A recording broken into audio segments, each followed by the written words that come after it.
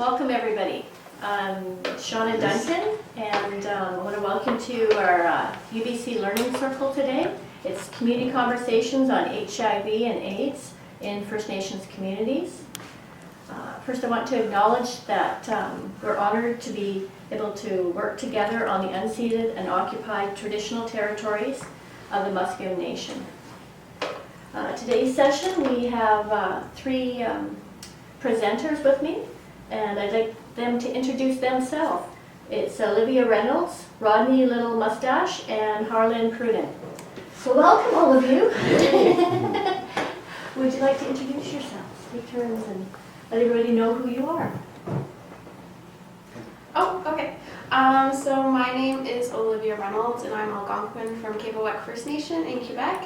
I'm also Cree from Moose Cree First Nation in Ontario, and I work in the Yosmos program at YouthCo HIV and Hep C Society.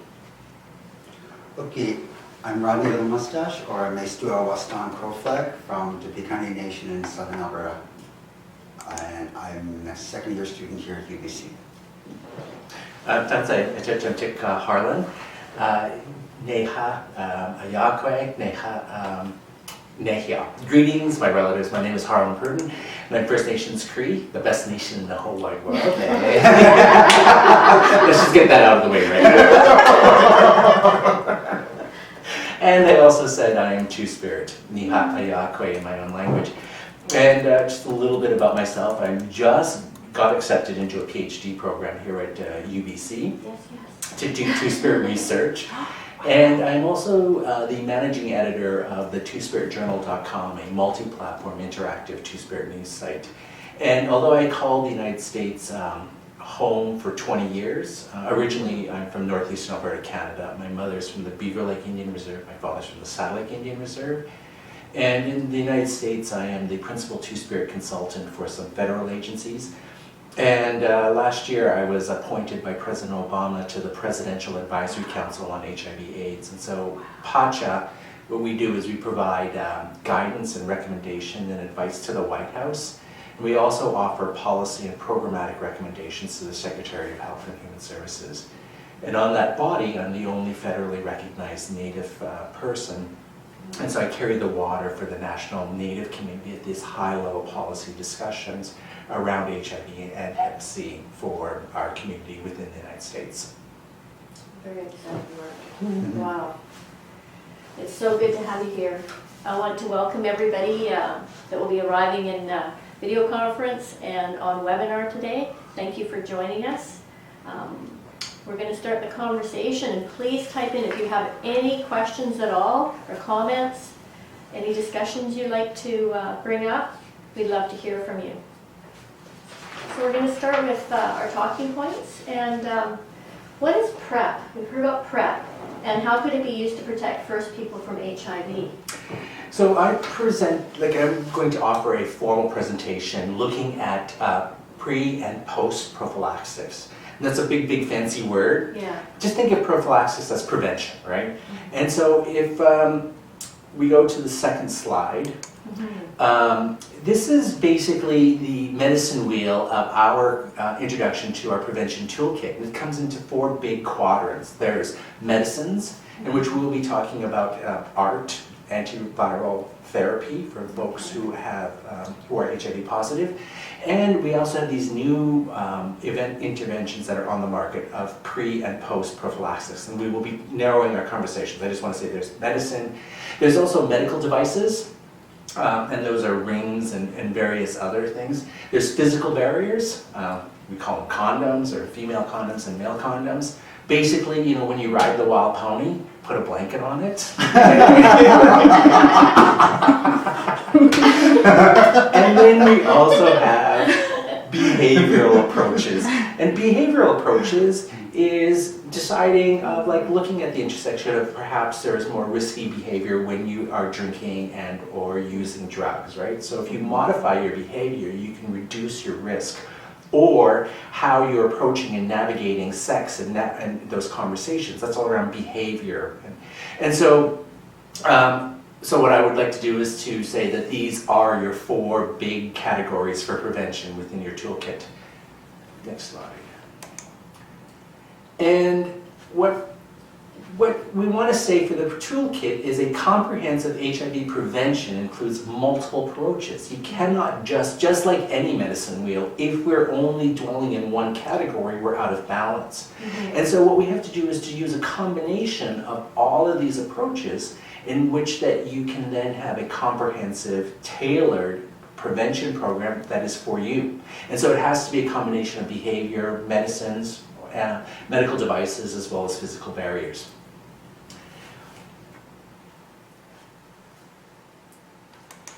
And again, there's no one HIV prevention approach. So you cannot just say, put a condom on it, or female condoms, or just use PrEP and PEP, right? And that also we have to do is to look at, there's a lot of research that goes into these development of these interventions, and so there is a need for more research on what is the most effective interventions or groups of intervention when working with Aboriginal communities. And finally, the best option for one person will not be the best option for another person. And so we also know that the fluidity of your prevention is going to be tailored to you all individually. All right. So we hear this word NPEP. Yes. NPEP is it used to be just called PEP, post-exposure prophylaxis, and now we added an NPEP because post-exposure prophylaxis was an intervention that was for folks that are working within medical fields that were exposed to either needles, and blood draws, and what they found is that nurses and or other healthcare professionals that were exposed or potentially exposed to HIV, what they did was they went on an ART, an antiviral therapy, and it didn't allow for the HIV to hook into the system, and it was avoided from the system. And so there was a lot of research, and they're like, if it works within a medical settings, is there an application with a non-occupational or general public? And so that's where we get that NPEP, non-occupational, meaning it's for general public, or you can just default to PEP. And so for PEP, if we scroll to the next slide, is individuals who are eligible for HIV non-occupational NPEP are, one, if exposure occurs within 72 hours. And what the research has shown, that if you've had an exposure, it's better, you get better results if you act within the first 24 hours, less 48, and 72 hours you're kind of pushing the efficacy of this intervention. So the exposure, either by accident, your condom breaks, or you've had too much to drink, is get yourself to an area, and I put a link there down on the bottom for sites in which that actually you can get NPEP prescribed to you. So if you are exposed through sexual contact or through needle sharing, and we make choices, and sometimes they're not the best choices, right? But if you think, and you just had unprotected sex with someone that you don't know their sero status, either positive or negative, and it was sex in which that there was an exchange of fluids, this is a viable intervention that is on the market right now. And so I would encourage you all to start informing yourself around NPEP or non-occupational post-exposure. Post being the event happened. You either shared a needle or you had sexual contact and you didn't know the sero conversion or sero status of the partner. So that's this one. So NPEP, next slide. Now we're going to talk about pre-exposure. And this is a really cool intervention. Next slide. There is Truvada to prevent HIV was just approved on February 29th. So this is a new intervention, newly accessible. In the United States, Truvada and or PrEP is built right into their last national HIV/AIDS strategy, and there's been multiple work, and right now the United States is looking at a dissemination model and how do they ramp up the capacity of this intervention. So what I would like to do is to share with everyone that is not familiar with what Truvada is or what PrEP is. So PrEP is, next slide, is a a prevention approach that focuses on people who are HIV negative. And, oh, I'm doing it. What? Sorry, folks. So, PrEP prevention, PrEP is pre-exposure. So this is something you're going to do prior to having sex. And basically, it is a daily, and it's for people who are HIV negative, and it is a daily oral medication in which you do, studies have shown in the United States that if you have like a greater than 90% adherence, 9 days out of 10 days you're taking your daily oral medication, is if you're exposed to HIV by accident, you drank too much or the condom broke, or you choose to have sex without a condom. If you're exposed to HIV and you're adherent to your PrEP dosage, your Truvada dosage, it doesn't allow the HIV to hook to the system and is voided and wiped from your system. And so I share this because I remember in the United States when they were like saying, be the next generation or ending AIDS, right? And I thought that was a pipe dream. And PrEP actually shows that if you are negative, you could be on this intervention in which that if you sexual act that you are exposed to HIV, it greatly, greatly reduces your contracting AIDS or HIV. Wow. So next slide. Who is PrEP for?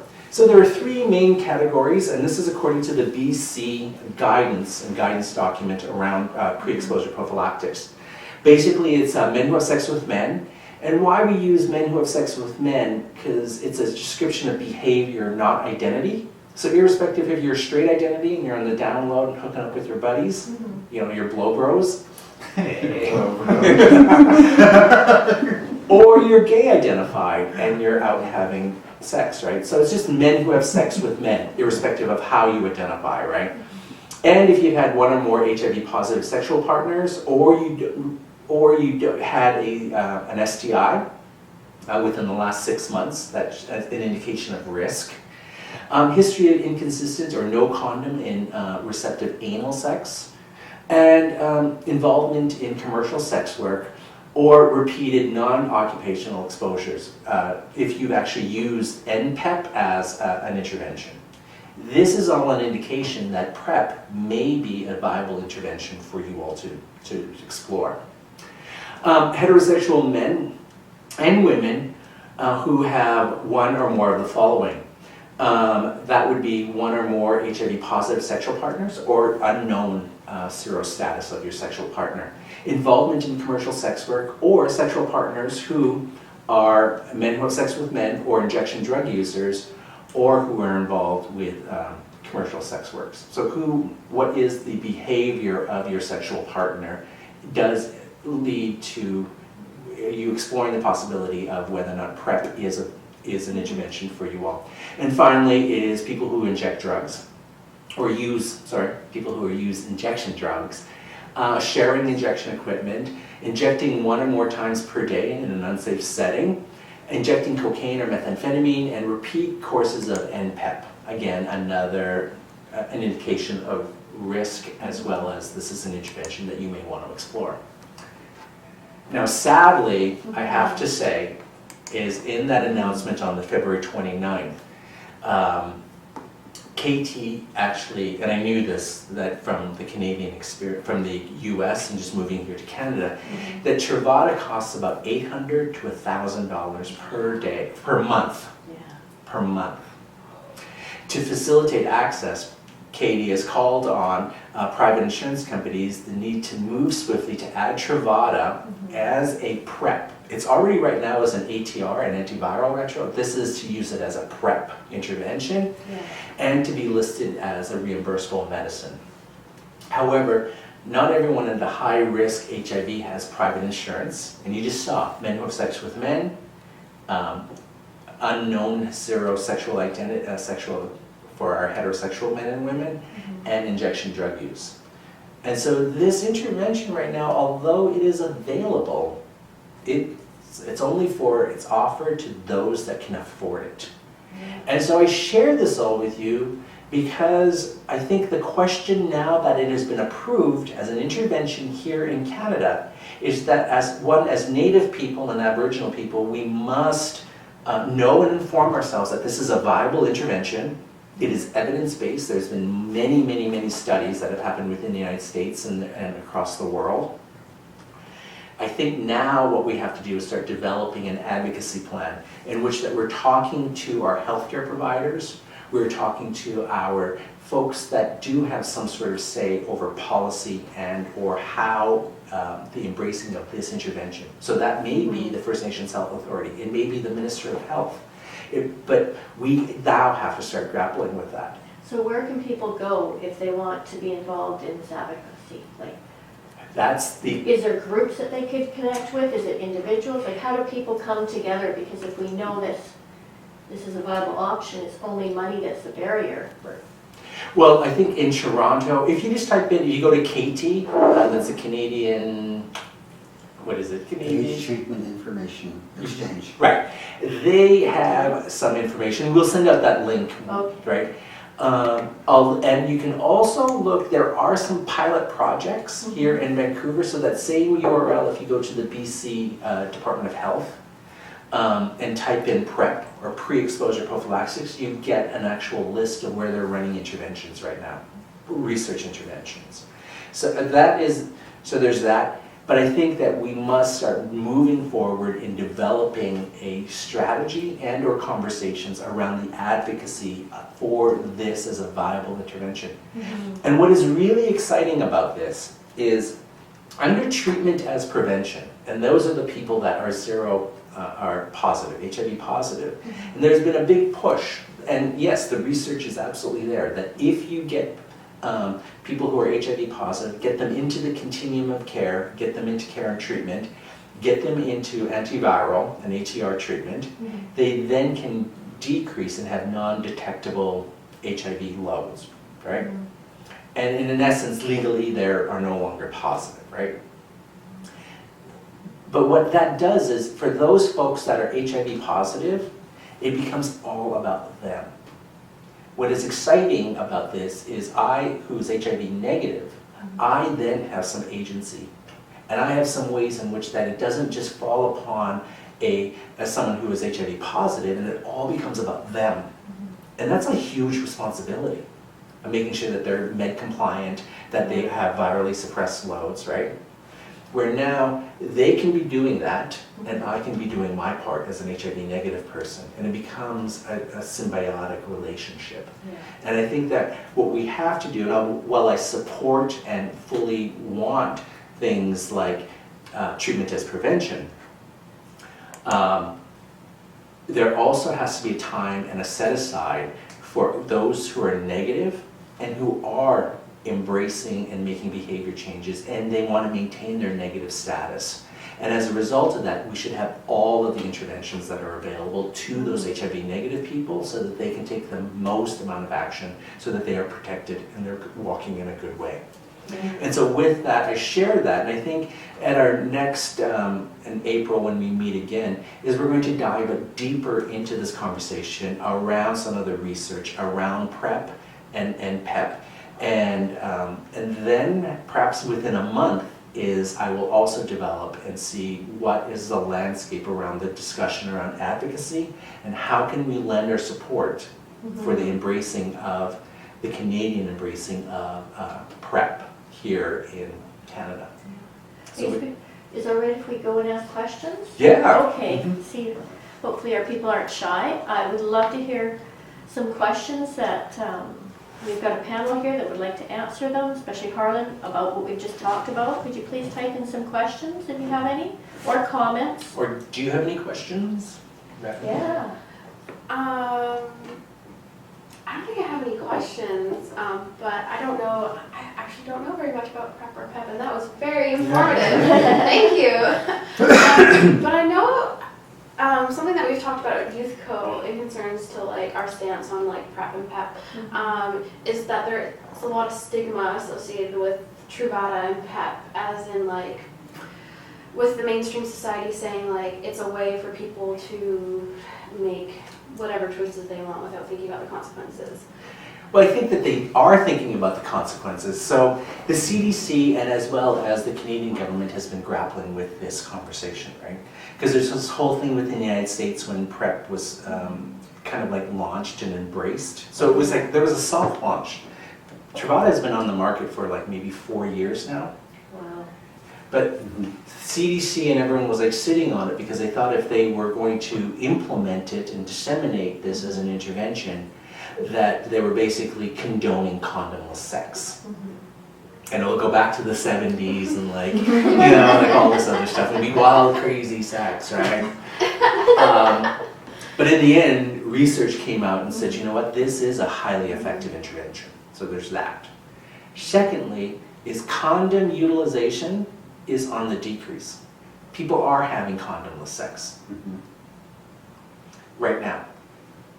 And so in light of that information, why would you want not, like, we cannot just keep on saying condoms, condoms, condoms. One, people are sick of that message, and two, they're no longer using it. And so we're having these seroconversions because people are having condomless anal receptive sex. So if those folks are having that, here is an intervention in which that they can protect their negative status and maintain their negative status. And so I think it's the right thing to do. And what we want to do is to remove that kind of, that censorship or control around my body. If I choose to have condomless sex, or I'm in a position in which the condom breaks, I'm protected. And so I think that we have to reshift that conversation. And although that's a tough message to hear around being pro-sex positive, but I don't want to make it pro-sex positive. I want to make it around pro-self-determination, pro-sovereignty of body and of land. I control my body. And I don't want government to intervene. And at the same time, I want government to support that control of my body. So that's what I share with you. Thank you. A sexually active person, let's say, would have about 4 or 5 partners a week, or a weekend who's going. We hope. We hope. Yeah, really. Right. Okay. But whatever, a very sexually active person goes out every weekend and goes out doing what he does. And would this Truvada help every time that he goes out with a different person? Like, let's say 3 or 4 people a weekend. Yeah, that's the beauty part of Really? that. Is if you are taking this daily oral medication, it's 1 pill a day, and you have close to 100% adherence, yeah, if you're exposed by accident or by choice, that HIV doesn't hook to your system. It is actually voided from your system. So in order, like, if somebody's reinfected with HIV and AIDS, and they're on Truvada, they're not going to get reinfected again. Is that how it works? No, if you're negative. Yeah. But if I'm a person who is HIV positive and taking Truvada, will that person sleeping with a person who is HIV positive, will he get HIV again? Will he get reinfected with this? No, the intervention is only for HIV negative men, or people, I'm sorry, HIV negative people. So if you are HIV negative, the protocol is you go in, you get tested, and if you're negative, here in the United States, you test. If you're negative, you're then offered Truvada. Okay. And then then they give you a 90-day script. You come back in, you get screened again, and if you're negative, you get another 90 days. And so if you're negative, you just maintain your negative status. So this doesn't become a conversation. This is a conversation about me and my status, not anyone else's status of who you're having sex with. Now, if your partner is HIV positive and you're HIV negative, there is no reason why you shouldn't be on Truvada. Because that is like, and that's both for heterosexual as well as same-sex sexual couples. So it's for, the intervention is for HIV negative people. Okay. HIV positive people can continue on with their antiviral treatment, the ART, and their medication, and they can continue on going to viral suppression, irrespective of whatever that your partner is doing. You, as a negative person, are taking the intervention, PrEP, Okay. and you're having sex. So does that make sense? Yeah, okay, got it. So in the States right now, has this been for 4 years, where you literally can go in to your doctor, and if you test negative, then you can go on it for 3 months at a Well, time? no, because No, okay. the CDC has sat on it, and within the last 20 months, the CDC just offered guidance. So the CDC has been sitting on this for a while, and precisely, I don't really know the rationale, the Center for Disease Control in Atlanta, precisely, I think, because of this perception around public, right? And there was also this big conversation around Truvada whores and Truvada sluts. Yeah. But come on, it comes down to the choices, right? So if someone wants to go to the bathhouse, let them go to the bathhouse, right? Yeah, well, I mean, it's all around that idea of harm reduction. People are going to have sex, people are going to have bareback sex without condoms, and it's how do we provide ways so that people can still, Yeah. So in the United States, Indian Health Services provides access to Truvada. That's what I was wondering. So- So financially, it's covered. It's covered Wow. if you are accessing your healthcare insurance through an Indian Health Service provider. However, you have to be incredibly active. In the Indian Health Services is not doing any sort of big dissemination. So what we had to do is to educate my two-spirit brothers and sisters is to go into a service provider to say, hi, I just tested negative, or can I have a test? I just tested negative. May I have Truvada? And they actually have to request it. They're not offering it. Okay. So So- it's getting the word out down in the States. Yeah. And here in Canada is for those folks who are HIV negative or no HIV negative folks that are sexually active, or just people that are sexually active. They should know their status, get tested. And two, if you're negative, is then advocate or ask for this intervention. And if you can afford it, $1,000 a month for a peace of mind that's a lot of money, I know. Yeah, I know. especially for a lot of people who are on the margins, yeah. Yeah, so the question comes around access at this point. And so in a month, when we circle back, I will see if I can develop some sort of toolkit to identify who is taking up the lead and our conversations around the advocacy around access, and where are those points in which that we can leverage and to unify our voice. So we have quite a few questions Ooh. before I let you run.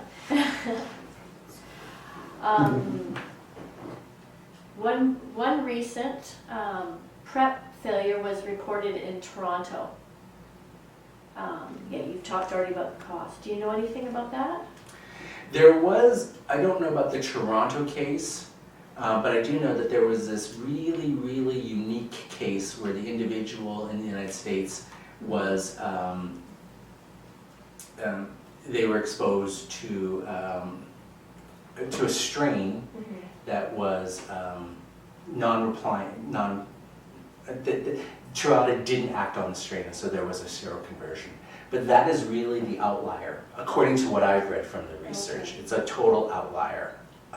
And the possibility is there, no different from the condom breaking. No one intervention is 100% agreement, 100% approval or effective. Recent studies have shown that adherence is an issue and that condom use, other STIs, have been potential to drop. I'm not sure about the last bit, to drop. Sure. Is it adherence, is it showing that it's an issue in research that you're aware of? So here's a really sticky wicket, because there was a French study that showed intermittent use of PrEP, Truvada, is as effective as daily use. So what they do is their protocol, what they showed was taking 2 pills 24 hours prior to sexual activity, and then for 48 hours doing 2 pills. Showed that there was highly effectiveness around that. However, that means that you have to have a lot of intentionality and a lot of planning, because 24 hours prior to a sexual contact, you have to say, pop 2 pills, right? So, but there is that, so there's that. But you have to remember the context in which that I just opened up this presentation is that if we are dependent upon only one intervention, we set ourselves up for failure. We have to have a combination, and those 4, that medicine wheel, going back to the prevention toolkit, all 4 of those, including behavior, medicines, medical devices, as well as physical barriers. It has to be a combination, and it's 1 or 2, it has to be 2 or more for really good effectiveness for a prevention toolkit. So I just share that all with you. But right now, we don't have access to an intervention. But I'm not saying that everyone should be jumping on PrEP and that would be your only intervention. There has to be behavior modification. There has, again, we're adults. Yeah. Are there any health issues? He talked about issues, renal health issues. Yes. Okay. So there are some side effects, but there are side effects with every medication. And so some of the big side effects that we have is renal toxification, or your kidneys, because it's processing this medicine, right? There's bloating, there's gas. But what I've seen anecdotally, and you can go to the research also that backs us up, is after there's an adjustment period, most of those gassy and bloating, all of that subsides as your body adjusts to the medication. Now, there was a recent study looking for people who are under 20 and a decrease within bone density. So this it may be problematic for our younger folks. And those are some of the highest, our young MSMs are some of the highest target populations when it comes to discussion around HIV/AIDS. So again, I don't think it's going to be the end-all or be-all, and we must take this all into consideration of looking at the side effects. But there is studies showing Truvada does have an impact on some people's bone density, and especially folks that are younger. Thank you. I have one last question, then we need to get on to the next question. I think accessibility to this drug in First Nations community members was touched on, but the historic marginalization, economic, financial oppression is a reality with our demographic. The cost involved with the proactive step is not a reality for many of our community members. We've sort of touched on this. And considering the levels of risky behavior, addiction, substance use, is this medication available to the frontline grassroots community members who are living on and off of reserve and economically marginalized? So the answer is it's available, but it's inaccessible right now under the current non-inclusion. And the price tag of coming up $800 to $1,000. I totally hear that. But at the same time is why I'm sharing this information is if we don't know about PrEP and we don't have a working understanding around PrEP, how can we then advocate and how can we then ask for it? Good point. And so this is a conversation around community mobilization of like saying, wait a minute, there's a viable intervention that has been evidence-based and much research has been done in the United States. We want that. And so that becomes about your own personal efficacy and your own personal agency of saying, wait a minute, there's an intervention, I want access to that. And now we're starting to generate demand. And we don't leave it to just 4 or 5 doctors who know about PrEP that are advocating at these large policy discussions that we will never have access to that. But we have to inform ourselves as community members around what is PrEP, what is NPEP. NPEP right now is covered. You can go to St. Paul's. So these are interventions that are available and are accessible. But again, access is now the question. But we must inform and we must know that this intervention does exist. So with that, in my language, Kuri, Kinonas Kamitanan, thank you so much. And the closest thing that we have to goodbye is Examaga. It translates to that's it for now, or that's it. So everybody knows Harlan has to go on to, he has another commitment, so he's going to be leaving us, so that's why he wanted to talk first, and I want to thank you for joining us. Thank you. Yeah. And my email address is there if you have any questions or would like to also just to know about the twospiritjournal.com. It's all of that information is right there. So I welcome all comments and questions, and I'm sure that we will meet again. So thank you so much. Okay.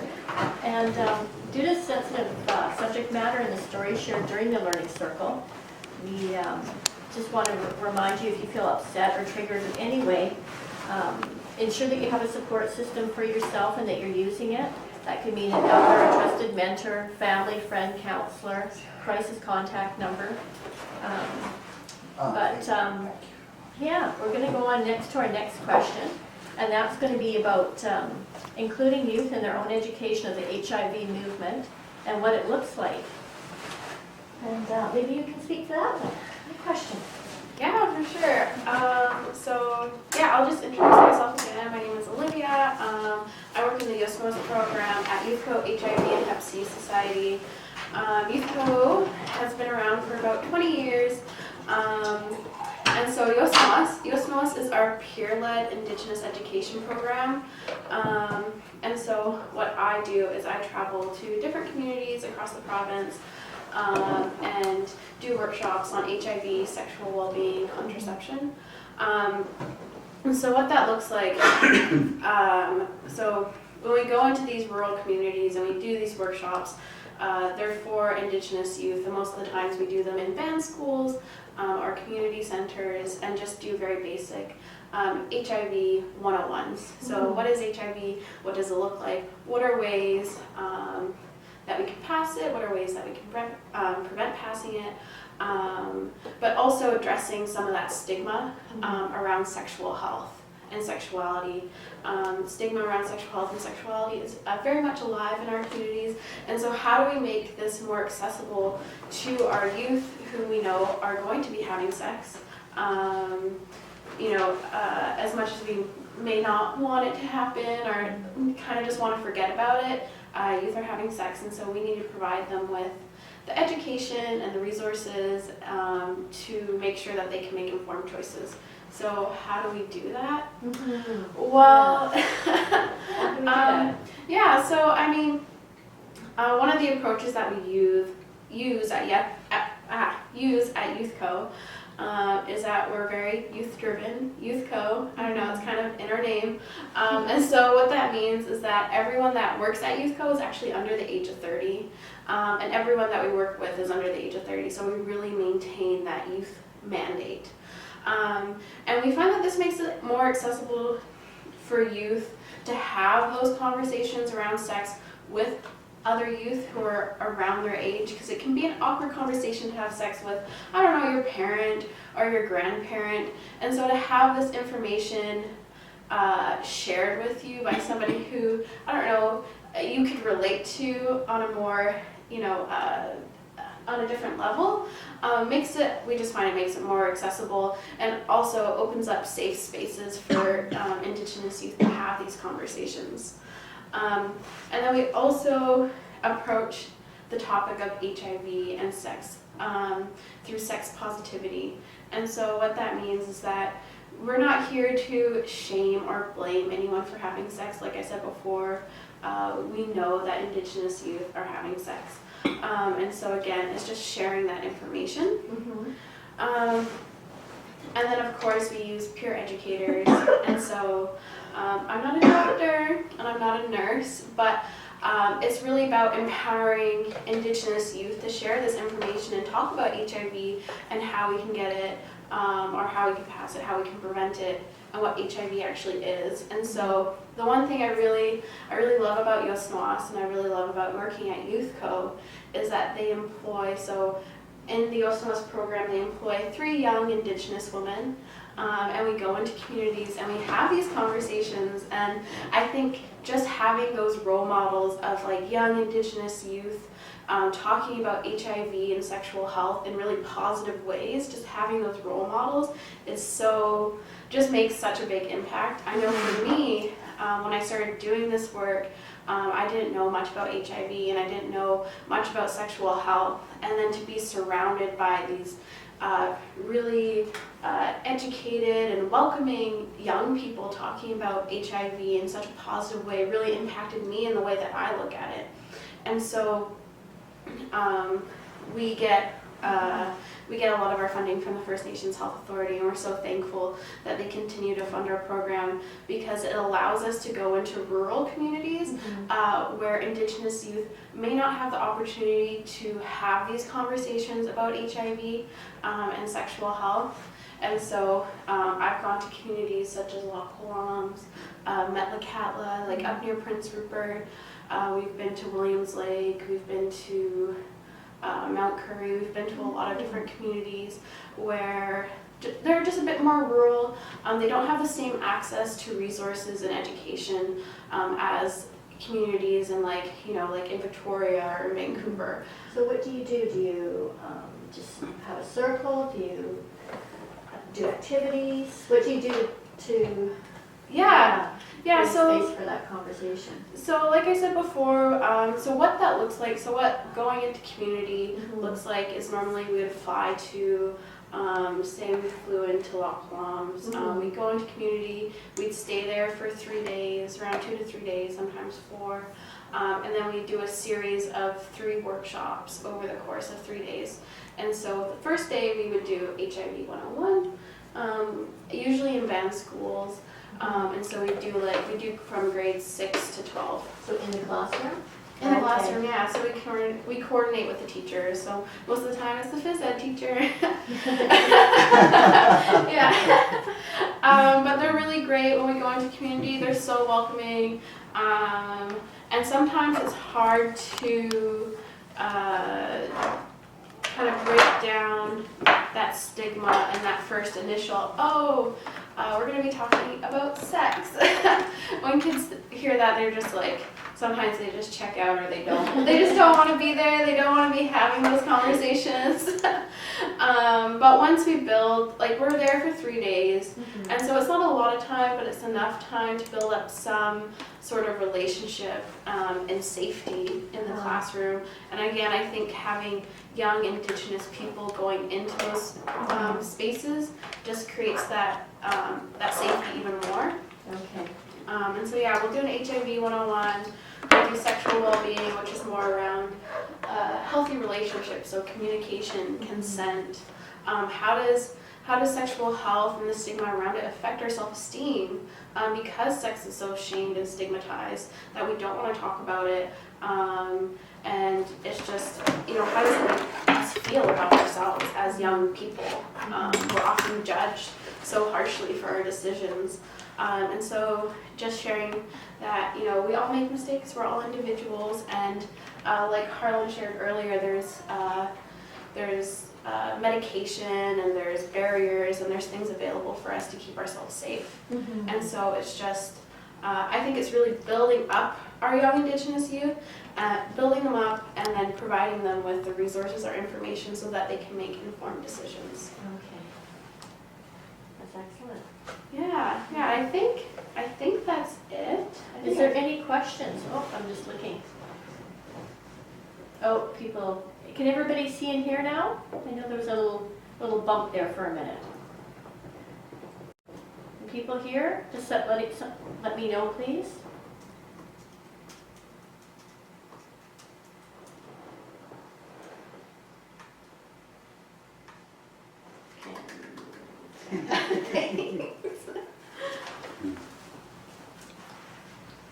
Video, no sound. Oh no. Could you turn it on? There we go. We have sound now?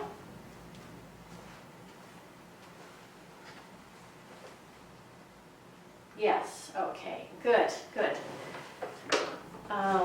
Is there any questions so far? Anything you want to comment on or any questions?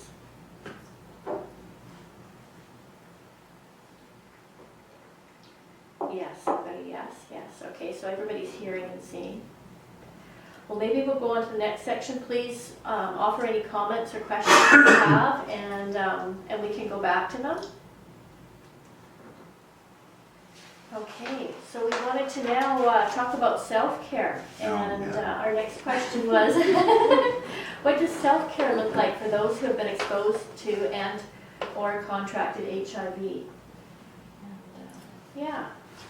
Okay, before I start, Yeah. I'll give a little of my history of who I am and how I got to this place right here. And I think that will answer some of that big question. Yeah. Okay, in 22 years ago, I was in Calgary, and I went to a doctor. I went to that Southern Alberta Health Clinic. It was downtown Calgary. And what happened was, somehow I knew that I was HIV positive. When I went in there, I got the results, and there was a doctor and there's a nurse sitting with me, and they said, we got some news for you. You tested positive. You were HIV positive. I said, really? And then that hurts. And so, but then what happened next was, they both got up and walked out. She said, the nurse said, we'll leave you alone. We'll let you compose yourself. So for 20 minutes, I was left alone in that room. And I had to deal with it on my own. At the same time, after that, they came and said, "You okay?" I said, "Yeah, I can do this." And I was crying. The anger was there.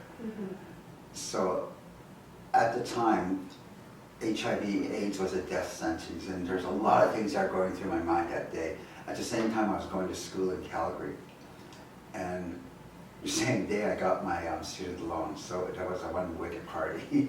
But then, I started blaming myself, I started blaming others in my life, and I took it out on everybody else around me. I never really looked at myself and the things that I was doing because I didn't want to face that. So what happened was I started like really thinking bad about myself, putting myself down. And then at the same time I was going to school, so I had my frame of mind was it just messed me up. Then I decided to move out here to Vancouver, where I found organizations that were Aboriginal HIV/AIDS specific, and they were Two-Spirit friendly. That's a term I didn't know until I moved out here, was the term Two-Spirit. And then I started listening to discussions about it, and I said, wow. So it started building up that self-esteem that I lost in Calgary, and it also started going to those Aboriginal AIDS service organizations. They started building up that self-esteem again. So my healing started when I moved out here. At the same time, I was learning about the residential schools. And I always used to argue about the fact that these schools had no, why are they be talking about them? Because they had no, I didn't go to them. We're supposed to be here talking about HIV/AIDS. And then it was explained to me at one conference that how being HIV was what do you call, it came from residential schools, like the effects of it. Intergenerational effects, yes, thank you. Thank you. So, and I started understanding why it was happening to me. And I just put them all, sitting all together, and then through the years learning and understanding it, then going to conferences. At those conferences, I ran into other First Nations people from across Canada or across BC, and you talk about self-care. That self-care was when I walked into that room. It started right as soon as I walked into that room. I found people who, we all shared the same background, we were all infected, and the other thing too is we all made each other laugh.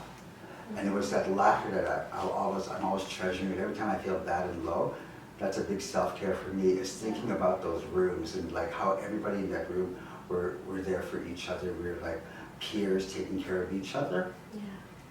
And some of those people are not here today, right? So we think of them, I think of them often. Once again, for self-care, I think of them. Recently, a friend of mine passed away, and what made me laugh was the last time I saw him, and just that smile he had on. And the other thing is that we all shared the same history, in a way. One form or another, we all had the same history of abuse, alcoholism, addictions, problems like that, but we're all there for each other. I found that self-care basically came from the people in that room, because we were there for each other. We understood what each other was going through.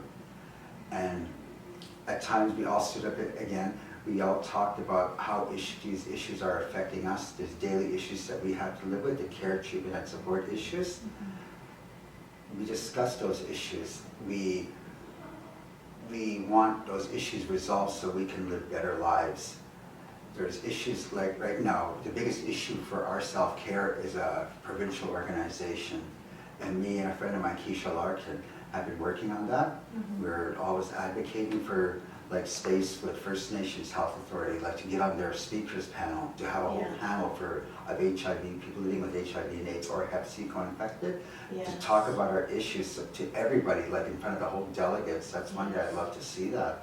I'd love to see that here. Yeah, I'd love for them to hear our stories. Yes. The other issue I brought up this past December was chief and councils on reserves have to start addressing this issue. I was really surprised when I went back to Southern Alberta.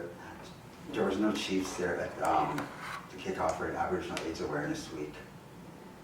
It bothers me when elected officials don't even look at the whole circle of people that belong under reserves. They forget about one part. And for that circle to be strong, we all have to be included no matter what we're living with. But people with cancer have to be included, like Alzheimer's included. But people living with HIV and AIDS, we've lived with stigma and discrimination for so long, and it's still frowned upon in some places. We have to start coming out of there and discussing these issues and put it on a political level. We had to bring it forward to chief and councils. Chief and councils have to be educated about this. And I really feel that there's so many of us that came from Alberta that live here in BC that are HIV positive. I'm not saying all of them are. Yeah. I'm not going to out anybody anyway. So there's a lot of us, and some of us, there's about 13 of us in the past. There's a Bloodlines magazine. When you look at that magazine, the hidden through the past pages of them, past issues, the majority of the people in that magazine were all from Alberta, who lived with HIV and AIDS, who work in the HIV and AIDS field. And like there's a lot of education we can bring back to Alberta and share with it. Then it starts with me, like how I deal with it, my self-care is, I think of every morning I wake up and sometimes I don't want to wake up. And it's sometimes in the morning it's hard to open my hands for like half an hour. I have to start massaging them for neuropathy. It's just like, it's terrible. Then I take a shower, and then I get ready and I start smudging, and I stand there just taking it all in, eh? And that's what I do for self-care. And then that starts with me. But then the other part is my family. My family understands what I'm going through. My family backs me up 100%. They're always behind me. Family, my relatives. I was glad one day when at the event in Calgary, when I was sitting beside my uncle, and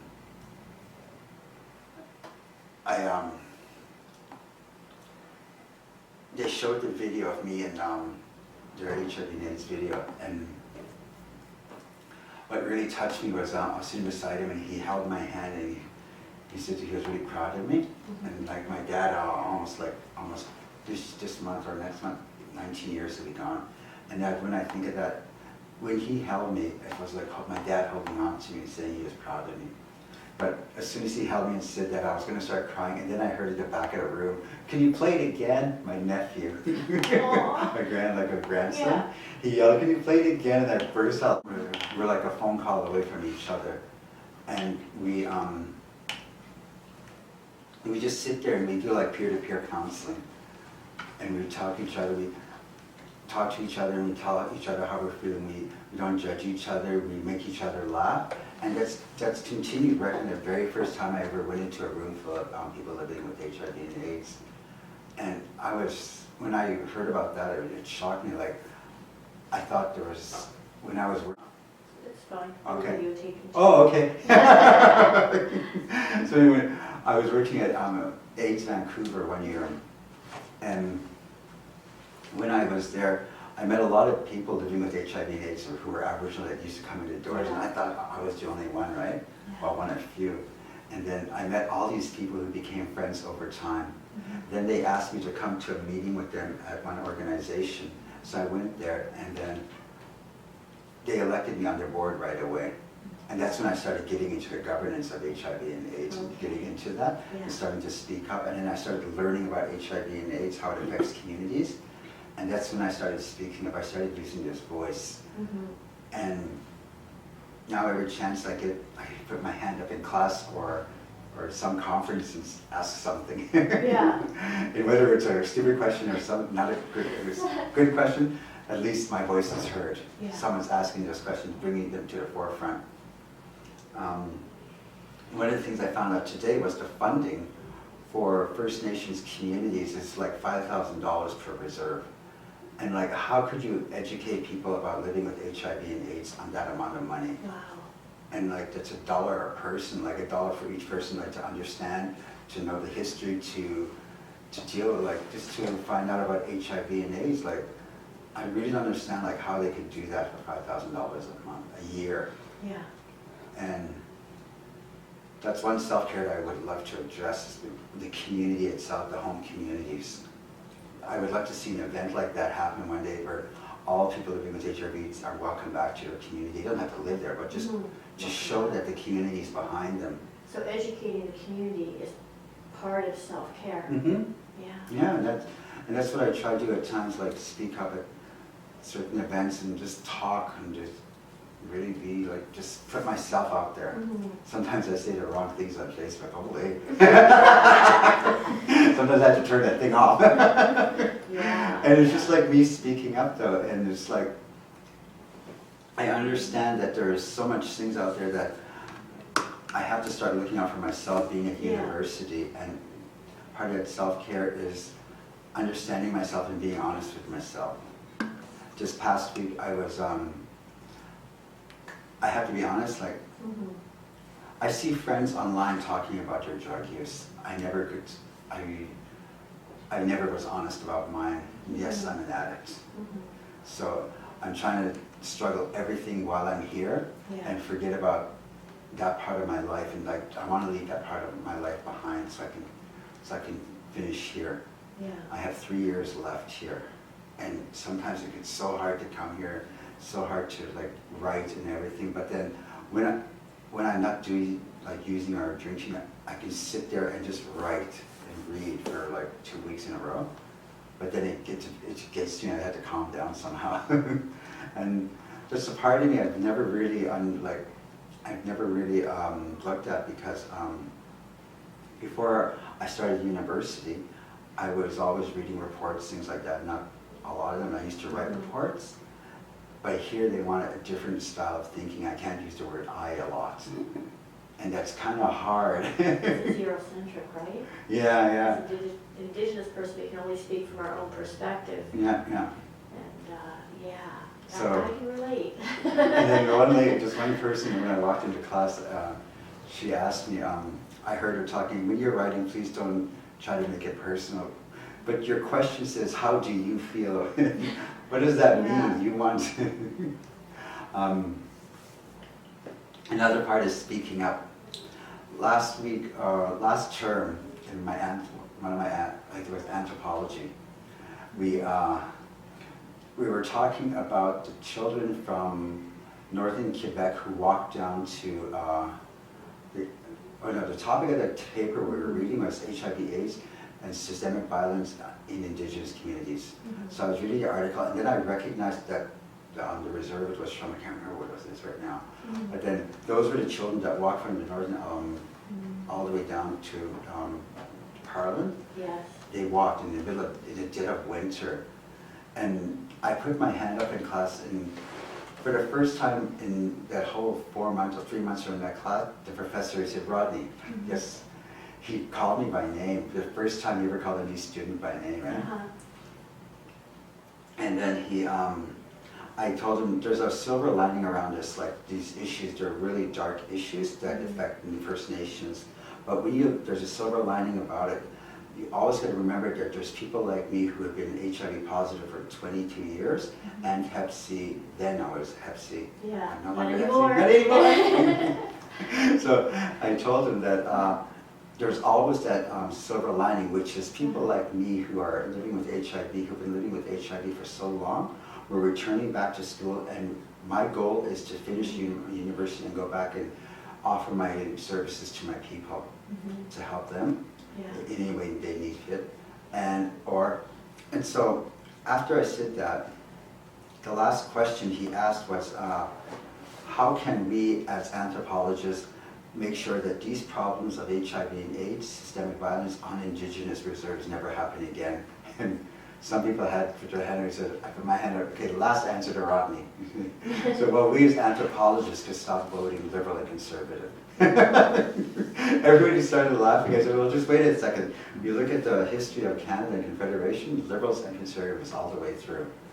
So maybe it's a chance for a different party to help these issues disappear. And one last thing I'll say about my self-care is I always carry this around, you know. It's a little piece of rock. When I go back home to Alberta, Yeah. I go up on the hills and beside my mom's place, and there's a place there, it looks like an old tree, there's an old eagle's nest there. And I go up there and I pray, like, I'm up there for about a couple of hours, sometimes up there like 3 hours, 4 hours, just to be alone, to be centered. And I feel that's what I need now, is to go back home for a while. And when I'm up there, I let it all out. I start talking, eh? And when I come back home, I grab a piece of rock that's different from the other rocks up there. So, and that's one way of me keeping my self-care, is keeping a rock like this with me always, yeah. I used to have all these jewelry that I used to wear, but then I realized this means more to me than all the jewelry. That's awesome. I carry a stone too to ground Really? me. I carry a stone too to ground me, yeah. And I do believe that there is a place for people living with HIV and AIDS in that circle, because we're part of that circle where our families are there, our government's there, everything. Just bring us back. Things will probably change. Maybe I feel that unity with people without like fighting, governments fighting, anything like that, unity will solve HIV and AIDS. It will bring a cure to it. Because everybody's so fighting about different things. If you start focusing on one thing, and that's the cure, because look what they did when they brought, there's a satellite that's way on the other side of the universe right now, like it's outside the Oort cloud, Voyager 1. When people work together, they can accomplish things like that. It's just bringing everybody together and being on the same page. Yeah. Yeah. Thank you. So stigma is still part of the issue of going home, being at home. Yeah. So it's really important that communities are working on their own ways of thinking about things and educating themselves. And for me, one of the things that really bothers me is, I'll be honest here, every time I read something on Facebook or in the news about the Catholic Church, I still feel religion has a hold on reserves. And I feel that hold, it's preventing some issues of being addressed. And I feel that they have to loosen their grip and let us speak to these issues, for us to address these issues in a respectful way, where everybody's willing to listen and we're willing to share, and like we're all there together. And that's what we need. It's like for us to come back, share our stories in a respectful way that everybody will understand. And yes, I do get pissed off with the church sometimes, because every day I read something in there, they're okay with this, they're okay with this, but they're not okay with this. It's like, it bothered me. I went to a Catholic high school, and the lessons I learned there, I question them to this day. And I still think about them, how they affect my life. And I'm trying to understand my own native spirituality. I really am. I get bits and pieces here and there, and sometimes I'm wrong about things, sometimes I'm right. And the things I find out that I'm right about, that's what is, what do you call it? It contributes to that self-care I have going for myself. So how can we as Indigenous people that do not have HIV, how can we support you in your self-care? What can we do? The ones that are not in your community. I'm talking about your rural community. So me as a friend, what can I do? Davina, Olivia, how can we support you in a good way in your self-care? You can come do my laundry and clean my room.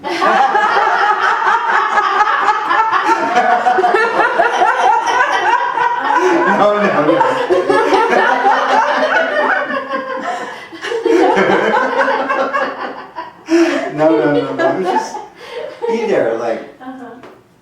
be there, like, let's say you want to call somebody, like, yesterday I was feeling really, for example, yesterday I was feeling bad. I was missing my father, right? Yeah. Yesterday I found out that I was nominated for an award here at UBC for, by the President's Leadership Award. I'm going to find out on April 4th if I won or not. Yeah. And it's things like that, and I'm also nominated for an Accolades Award. And yesterday, I felt something, like the day before I did an interview here at UBC, I felt like I was so drained. But then when yesterday when I was lying in bed, I read that news and I felt really happy, and then all of a sudden I looked up, my father's picture was beside me on my bed, and I just felt really sad that he wasn't here. It's like 19 years ago. And then I felt sad that all these things are happening to me right now, and mostly good, and he's not here, and I miss that. So I started texting my friends, and I didn't want to seem like I was bothering them with my emotions again. I can get very emotional. That's just me. But I missed him, and then when I started letting it out, I started talking about it, I was able to call a few people and discuss what was going on. They were there for me to listen, just to give an understanding ear to talk to, is what I need sometimes. And like most people who, there are some people who are so into the disease that they're recluse. They stay at home, they're alone. And sometimes I reach out to them, I start calling them to see how they're doing.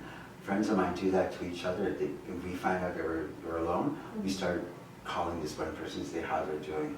We build each other up and make each other feel better. So you're doing a lot of things for self-care. You're reaching out to other people, you're doing prayer, you've got your stone,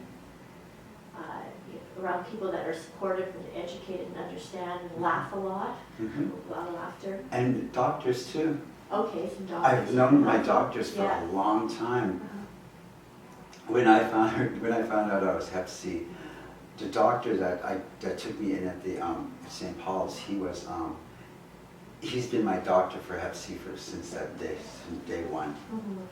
And he's always there. He's always happy that I'm doing okay. Excuse me. He's happy with what I'm doing about me speaking up and making that one voice heard, but that one voice may include other voices that can't be heard. Yeah. So, and then my other doctor, he's from my HIV/AIDS doctor, he's from Calgary, and I'm always kidding with him. It's like having a personal relationship with your doctors, like being able to just be yourself. I like that.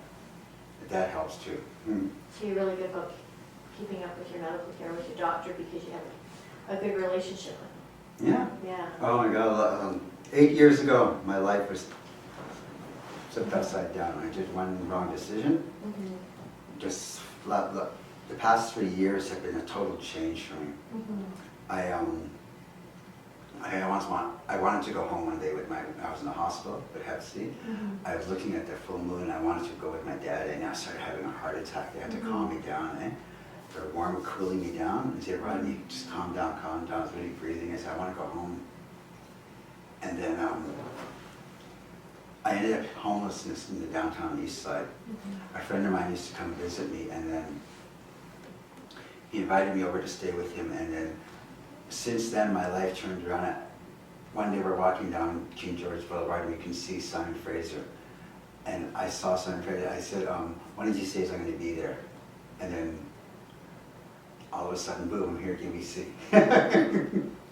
So is UBC part of your self-care? Does it make you feel good? Except when you go Oh yeah. When I first came here I came here once for that, I was applying for that, what do you call it, the humanities program here. Yeah. I was walking around the campus and I felt like really like goosebumps all over, and I felt this feeling all over. So, oh my God, I belong here. Like, that's how I felt that day. And every time I come back here, I say, oh cool, I'm gonna learn something else. I look forward to the days I'm here is because something else will be like brought to light.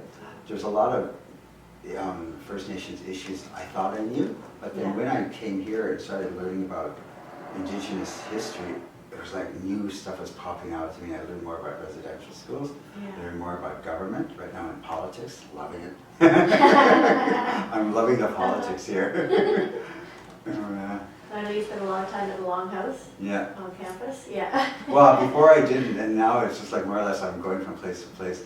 I'm on two committees now here. There's one about transgender committee. I'm going to be sitting on that one. Yeah. And also I'm on the University and External Relations Government Committee. So I'm keeping myself busy. And then off time, like when I'm home, I just relax. And then I realize, me, Keisha, and I, like I said before, the biggest self-care is having a place for people living with HIV and AIDS to call home again. Yeah. After we lost that Healing Our Spirit, it felt like we're all scattered around the province with nothing to do, no one to call for help. And it feels like we have to go to these non-native organizations for help, but we weren't getting that holistic help that we do need right now. Yeah. Yesterday I could have called somebody there when I was feeling down, but then I realized I had friends to call. So, and I think that's what's really need right now is an Indigenous society again for all of us to come to. And so we've been working that slowly. I've been working on that too. So you're working on so they'll have a holistic approach. Yeah. Into medicine will. Yeah. And one of the things that helps me too is this T-shirt. I like it. I was noticing it. I'm free too. Yeah. My mom, when she bought me, I asked her, she said, "What do you want on your thing?" I said, 100% pecan honey. And she did this, and I said, "Wow, I hardly ever stopped wearing that." Oh, that's good. Are there any other questions for anybody from webinar? Have a look. It looks like there's a lot. I'll just have to skim through really quickly.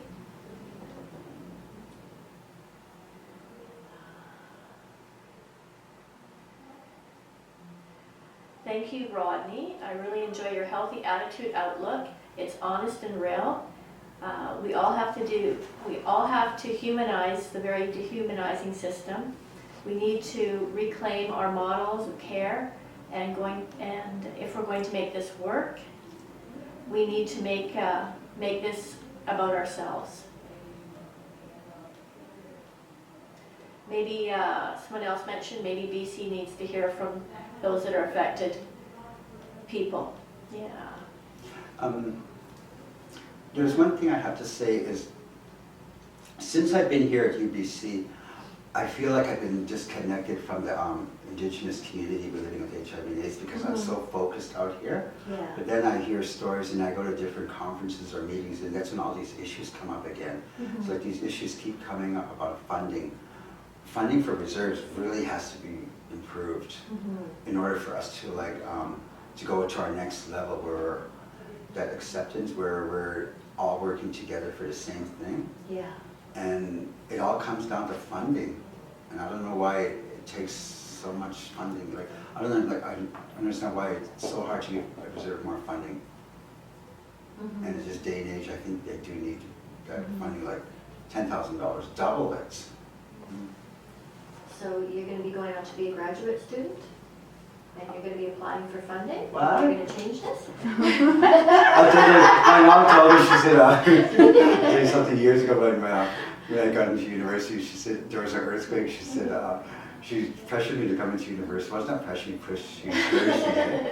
She felt that, she said there was an earthquake, she said, are you going to come home? You better move home. I said, wait a minute, you just asked me to go to university, now you want me to come. Make up your mind. But learning things here, and I keep thinking about that graduate. Yeah. And then about being a graduate student. I've been away from home for almost 22 years. By the time I'm done here, it'll be 25 years. And I think it's time.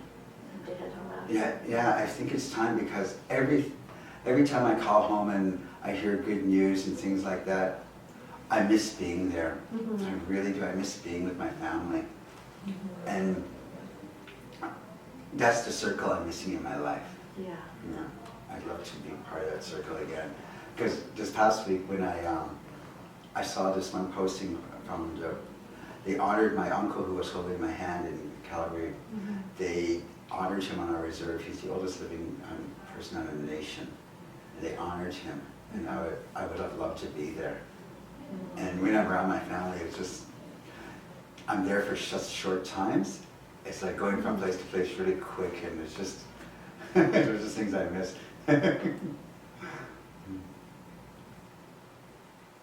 Nice having a skim through.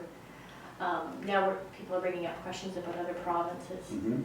but we're actually getting to the end of our program. And Oh, wow. it's time to wrap up already, but I wanted to see if you wanted to say any last things before we start closing. Okay, I'll say something. Pretty soon you guys will be getting an email because you're gonna have to vote for your community, the community part in the accolades. So either vote for me or Keisha. Yeah, actually, Yosnoas was nominated for an award in Who's the that? Lights. Yosnoas? Oh, really? Oh, Right right on. I didn't know that. Yeah, super exciting. Oh my, I love it. Have they released a list of nominations yet? I think they've just been notifying everyone. Oh, I wow. don't think they've released that yet. Yeah. I'm not positive. Anyways, my manager, Jessica, let me know. Oh, cool. Anyways. Okay. And I mean, this is such a big conversation and we could keep going, and I really appreciate everybody watching today. I'm really grateful that the three of you came and joined us and we had this conversation, and we are looking towards the fall already, preparing for our next sessions coming up and exploring this conversation in a bigger way. We've already talked about that a little bit already. And thank you guys so much for joining. So much. I appreciate it. Thank you for sharing your story. Yeah. Thank you for joining us.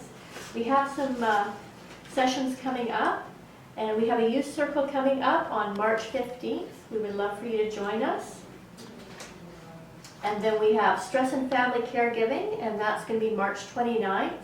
And baby-friendly learning circle, that will be April 13th. We do have a few other sessions that are in the works, but I will sort of put them out there right now.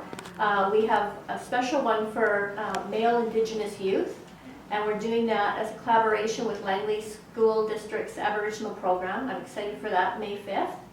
And Denise Findlay, we're working on something around the topic of anxiety and working on some exercises there around mindfulness. And Mark Point will be coming back to see us sometime in May, and we're going to be talking about increasing Aboriginal student success with the use of our grandparents. Oh, wow. Yeah, and thank you very much to Davina behind the scenes, our techie person, and thank you for joining us. Hedgecat. Anything?